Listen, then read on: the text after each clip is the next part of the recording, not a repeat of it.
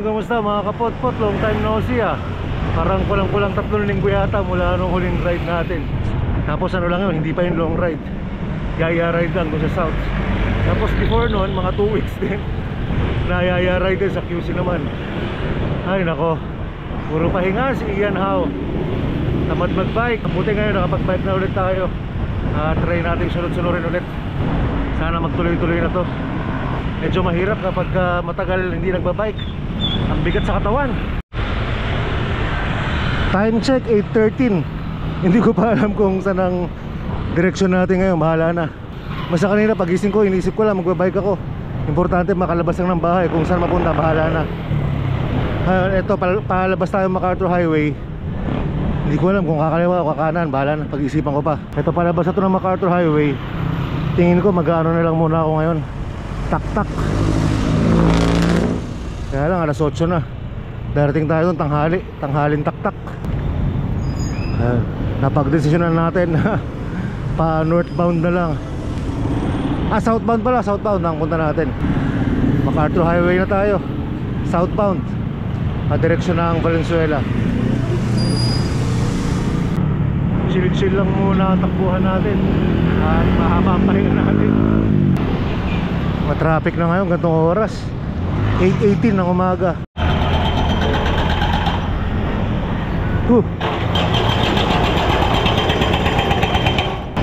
Pinakbak na naman, bagong-bago itong kalsada na to ah. Pasok tayo dito sa may SM Marilao. Kesa dire-diretsuhin natin itong kalsada na to, itong MacArthur Highway, kakaliwa na tayo rito sa SM Marilao. Dito pagkalabas natin sa may service road, dire-diretso na yan. Ang labas na may Malinta exit. Ayun na SM Marilao. Dito to sa may Barangay Lias, Marilao. Dire-diretso na to, tapos ang tumbok na to, NLEX.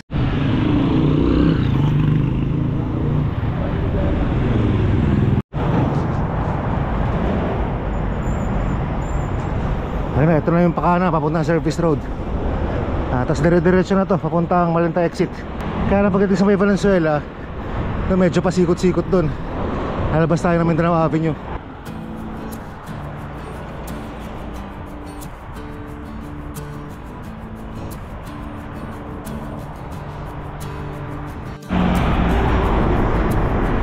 Mas masikip tong kalsada na to kung ikukumpara mo sa MacArthur Highway. Pero mas okay dito, mas konti sasakyan, tsaka mas less traffic.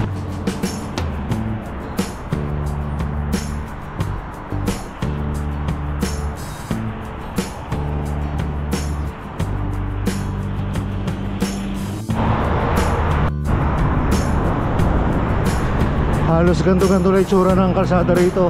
Wala masyadong kasabay na malalakas sasakyan. Pero depende, minsan pagka hapon medyo dumadami rin mga sasakyan dito, mga truck. Pero yun nga, compared sa MacArthur Highway, dito wala yung mga namamasadang jeep, namamasadang bus. So maluwag-luwag.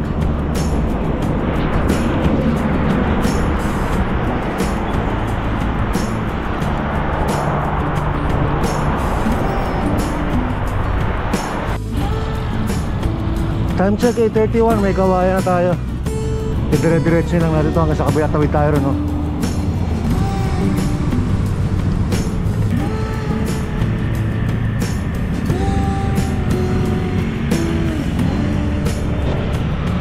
Ito yung laging traffic eh, oh. May kawayan. Pagka nasa NLEX ka, nakasasakyan, naku po, good luck sa pagpasok sa may kawayan exit.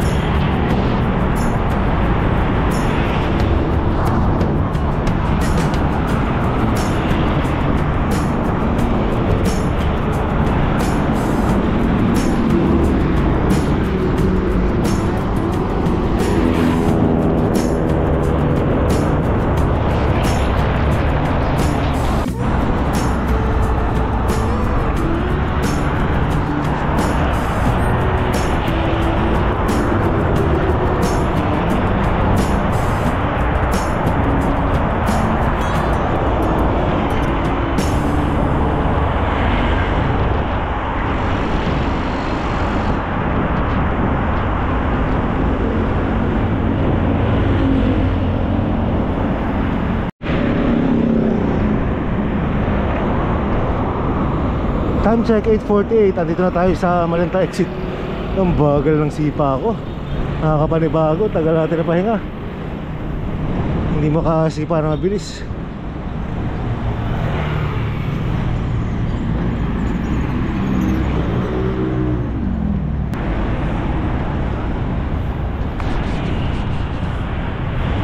Diretso lang tayo dito sa may likod ng Pure Gold. Ano na to? Papuntang Ugong, Valenzuela. Ito medyo may mga liko-liko dito sa looban. Minsan kahit ako nalilito pa rin ako rito eh.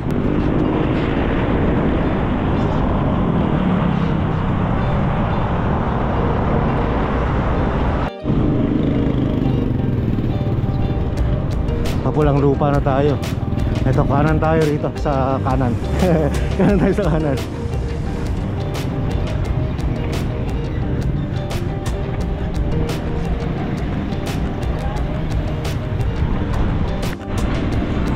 Dati dito ako lagi nalilito eh, sa intersection na to.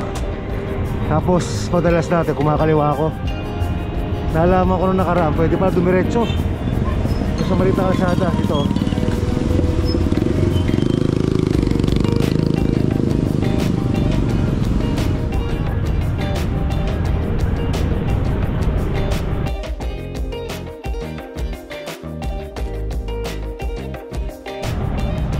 Time check 9:03, Mindanao Avenue na tayo. Kanan tayo dyan, dire-diretso. Ahon yan. Daan tayo sa may tunnel.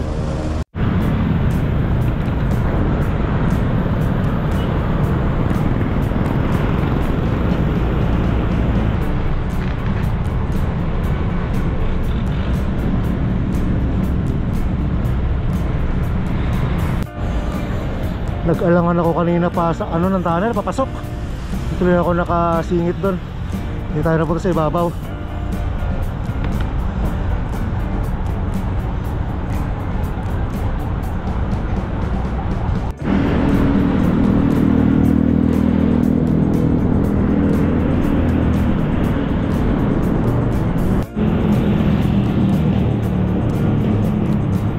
Dito tayo sa kahabaan ng Mindanao Avenue, kung saan makikita ang sarap mag-bike shop.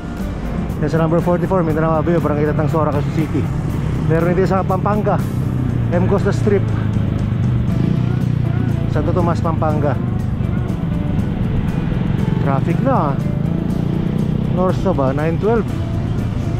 Medyo ma-traffic dito kasi may ginagawa dyan sa unahan. Dahil itong Mindanao Avenue magkakaroon ng subway, so magkakaroon ng tren sa ilalim. Pero matagal-tagal pa naman. Siguro mga 5.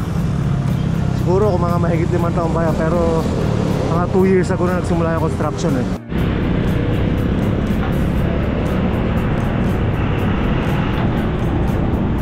Itong dinadaanan natin na to, dati hindi pa to part ng kalsada.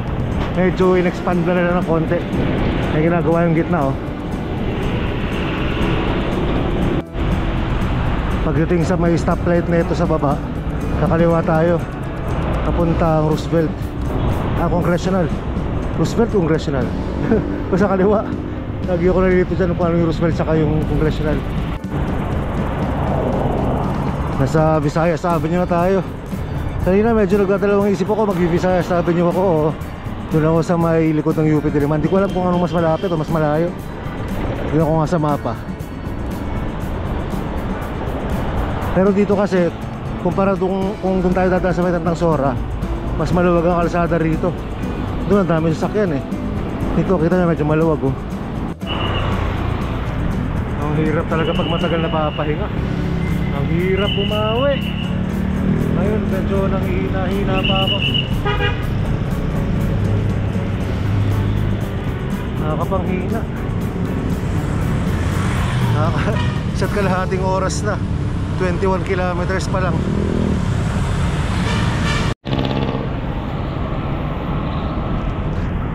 Nanghihina na agad ako, grabe. 22 kilometers pa lang.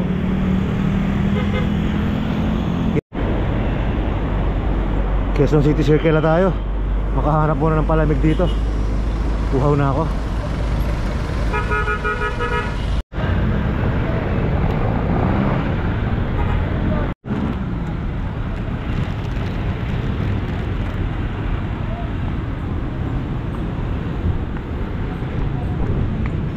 Nasaan gulaman? Kaya ito? Ito 20. Ito? Ito 20.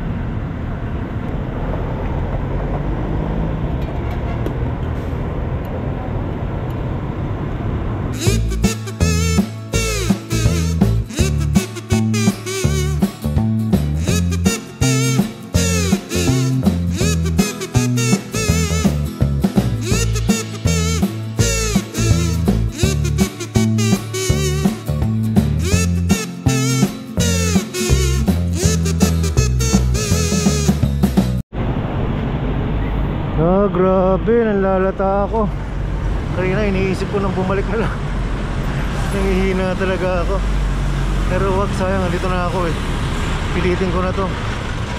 Sayang, sayang. Takbo ko.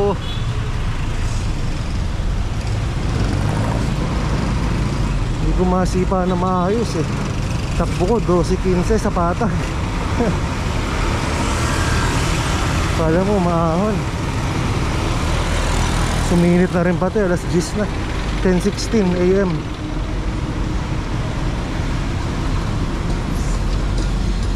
Nakaka 25 kilometers na.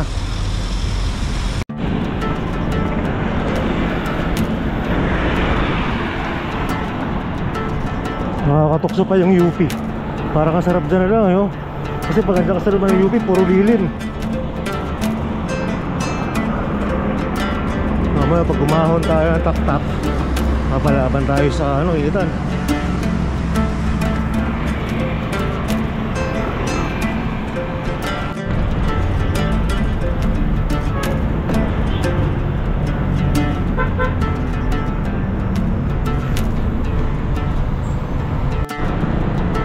Uy, siksika papuntang Barangka.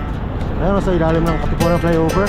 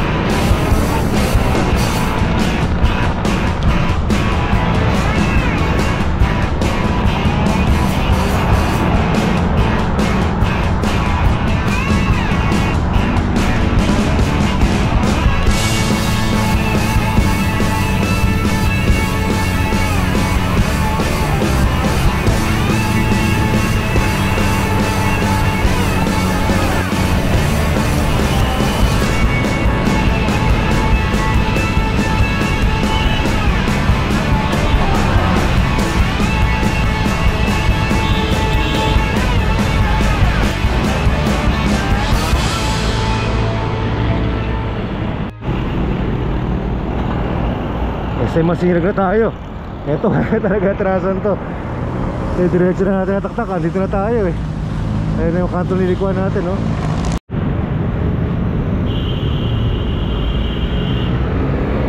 Hanap muna tayo ng ano rito, papahingahan. Makapagtubig muna bago umahon. Mainit na rin. Dito muna tayo sa Caltex.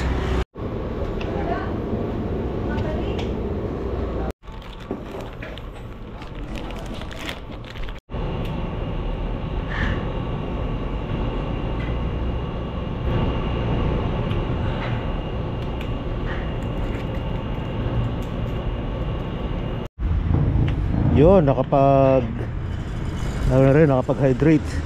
Time check 11:07. Ayos, tanghalin tapat, ahon tayo taktak. Mainit na, hit training. First time ko yata akit ang taktak ng tanghali ah. Mga akit ko rito kung hindi umaga, gabi. Dahan-dahanin lang natin ang akit dito. Tansya ko siguro mga alas 12, tanghali. Ano tayo sa taas. Pinag-iisipan ko kung doon manananghalian eh o sa baba na. Nakamerienda ko lang kasi ng KitKat, kaya hindi pa ako makaramdam ng gutom. Saka kakatubig ko lang. Pero depende, lahat at tunaw yan pagkakit natin. Pati yung tubig, ubos yan. Yan na, simula na ng ahon. Itong ahon sa taktak, kapag nagsimula na to, halos wala ng recovery to. Kakapiranggot lang siguro, pero halos dire-diretso, pero banayad lang. Kaya magandang pag-insayuhan eh. Hindi ako nagkakamali, mga 10 kilometers yata itong ahon.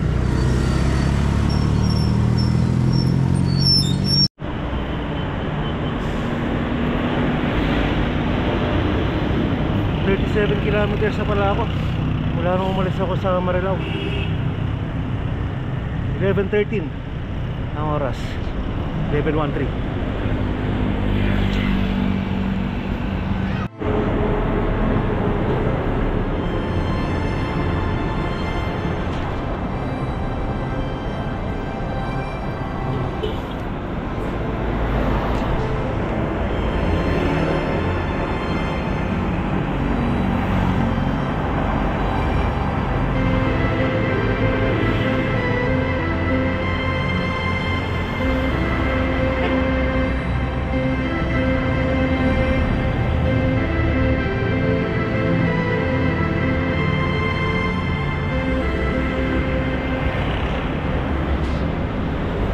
Valley Golf and Country Club. Pahinga muna tayo, makapag picture. Doon sa may bola. Okay na, makapag selfie na, tsaka nakapagpahinga konti. Pachak na ulit tayo. Aba, grabe. Wala tayo nakasabay na nagbabike sa paakyat ng taktak. Pero kita nyo, ito malupit. Jogging. Ang halin tapat, 11:34. Ano si Master, oh. Yes, astig.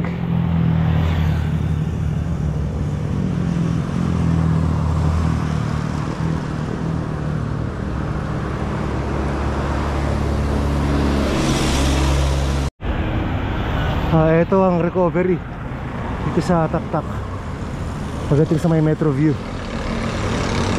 Pero maiksi lang to, siguro mga 50 meters o higit ng konti.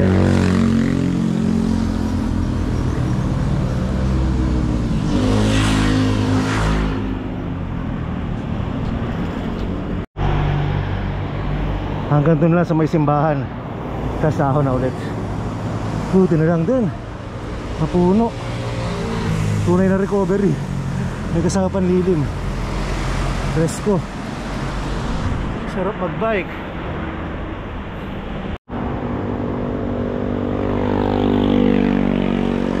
Ikaw umakit tayong taktak mo, gusto natin dire-diretso pala. Pero sarap din ang ganito pagka tumatambay-tambay ka pa unti-unti. Pahinga, enjoy mo yung paligid.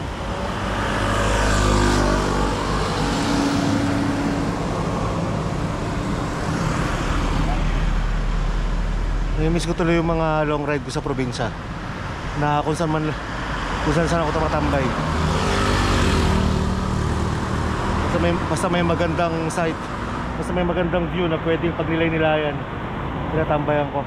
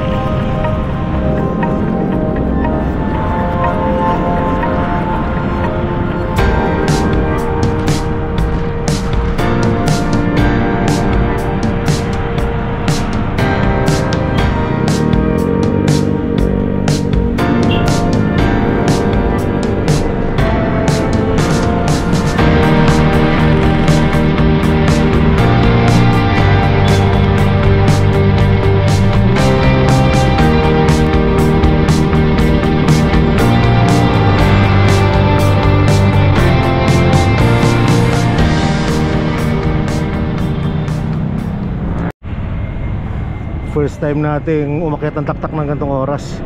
Pero kaya tsura pag tanghalin tapat. Marami pa kayong bukas na cafe. Tsaka mga nakatambay na siklista. Malalaman natin. Bye!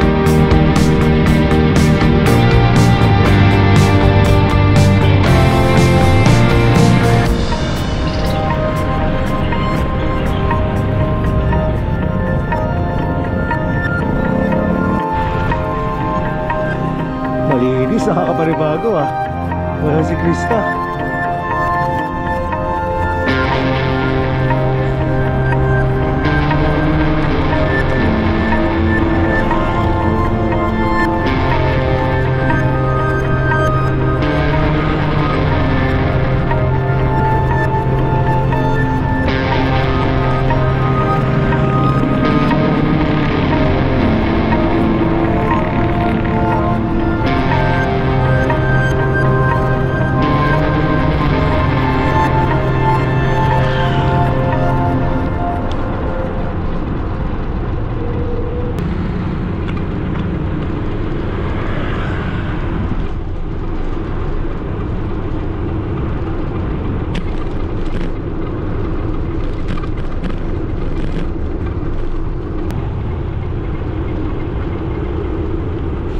Ang lungkot.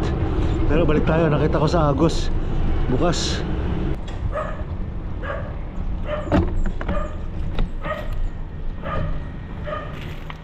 Sir. Kumusta?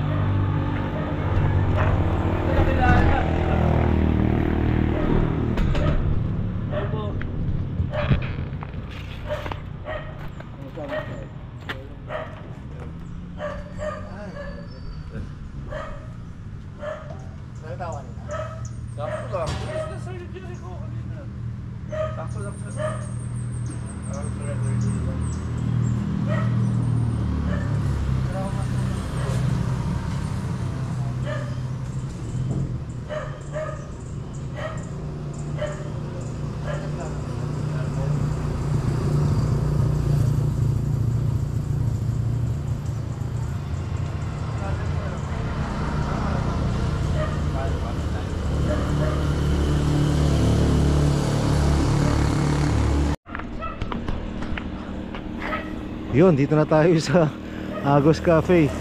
Kakapanibago ng tao. Bagay tanghalin tapat kasi umaga maraming tao rito. Dito ang tambayan namin. At andito inabutan natin si Master Joseph. Yun no? Lubo.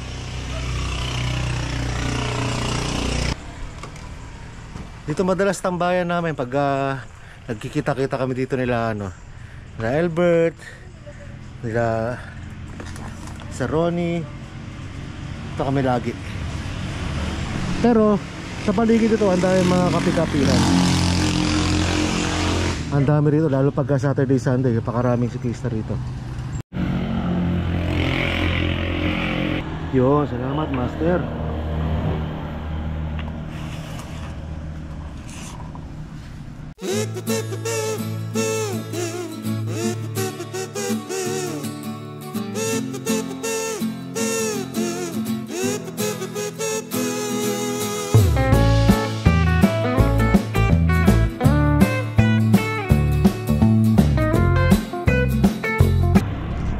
Time check 1:07. Busog. Sarap ng kain natin sa Agos Cafe. Sarap din ang kwentuhan namin ni Master Joseph, may-ari ng Agos Cafe. Uwi na tayo, malayo-layo pa to. So nakaka 46 kilometers tayo. Kung same ruta ang dadaanan natin, 46 kilometers din. So makaka 46 plus 46, 92.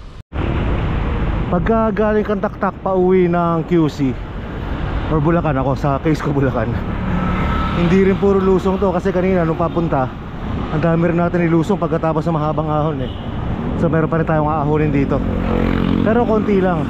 Tapos puro lusong na hanggang makababa ng Masinag.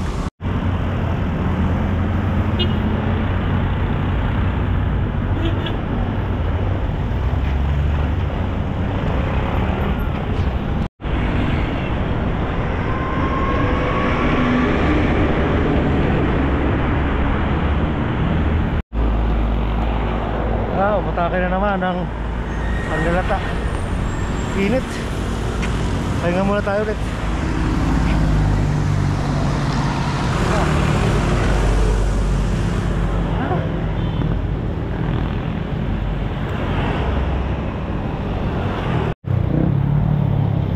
Ayun, tapos na yung mga ahon-ahon galing sa Taktak. Nandito na tayo sa tapat ng bagong Starbucks sa may Sumulong Highway. Tapos banda rito, pwede na tayong mag rock music. Pasok!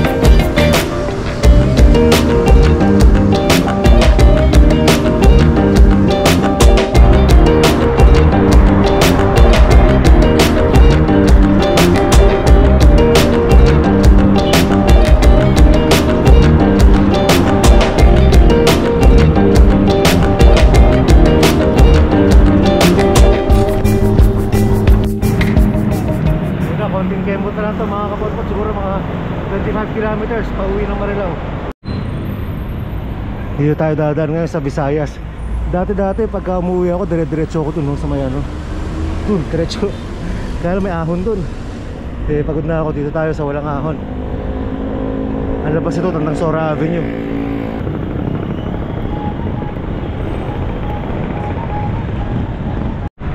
Ayun na, dito na labas nun. Malapit na sa sarap mag bike shop.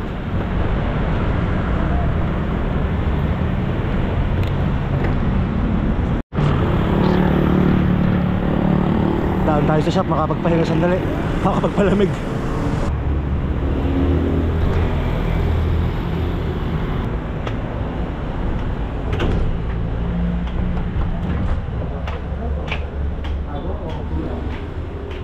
Nag-inventory po.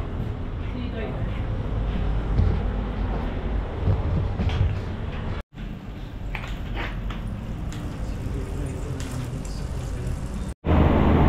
Time check, 4:34. Yun na, tumaan lang tayo saglit sa shop. Actually, hindi saglit. Medyo matagal ng konti, tumambay pa ako ron, tapos nagpatono pa. Time check, 5:01. Balik na tayo sa service road Camarilao, grabe. Matampata na ako. Gapang-gapang lang ipadyak ko.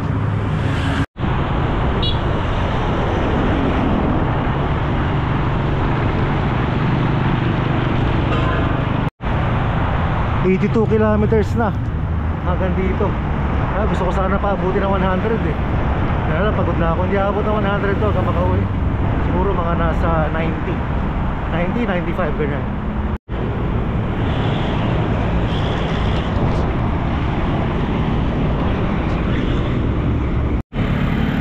Ayun na, may kawayan na. 85 kilometers hanggang dito. Konting kembot na ito mga kapot-pot. At tapos na ang vlog natin, tapos na ride natin. Ito nga tapusin, huwag kakalimutan mo na nakasabay ng mga sila. Mag-like at mag-subscribe. Ay swertehin, hindi mag-signals, mas lalo swertehin. Hanggang sa muli, salamat. Pagod.